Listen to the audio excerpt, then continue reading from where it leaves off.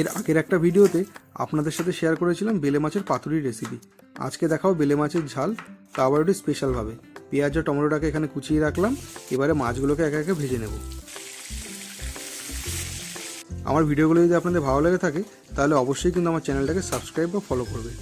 এবারে ফ্রাইং প্যানের মধ্যে একটু বেশি করে তেল দিয়ে তেলটা গরম হয়ে গেলে দিয়ে দিলাম কুচনো পেঁয়াজ আর 7-8টা রসুন। পেঁয়াজটা ভাজা হয়ে গেলে একটা বাটিতে তুলে রাখবো। তারপর ভেজে নেবো কটা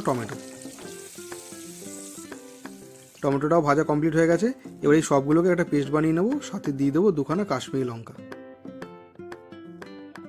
ঠিক এরকম একটা পেস্ট হবে।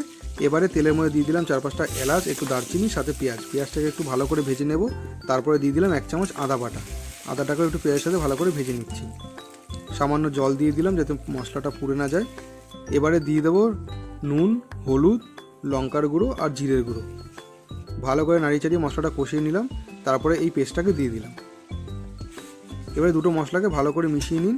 মিশিয়ে যখন দেখবেন মশলা কষাতে কষাতে আবার তেল ছেড়ে দিয়েছে, তারপরে দিয়ে দেবেন ভেজে রাখা মাছগুলোকে। এবার আবার একটু ভালো করে নাড়িয়ে চাড়িয়ে নিন। তারপরে দিয়ে দিন পরিমাণ মতো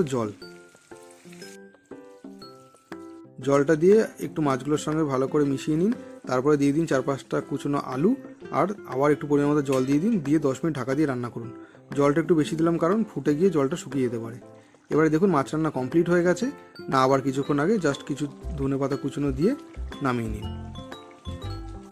এরমভাবে যে কোনো মাছের ঝাল রান্না করবেন, খুব ভালো টেস্ট হয়। খেতে খুব ভালো হয়েছিল। একবার বানিয়ে আমাকে অবশ্যই জানাবেন আপনাদের এই রকম মাছের ঝালটা কেমন লাগছে। চলুন তাহলে দেখা হবে নতুন কোনো একটা ভিডিওতে। বাট অবশ্যই আমার চ্যানেলটাকে কিন্তু ফলো বা সাবস্ক্রাইব করবেন।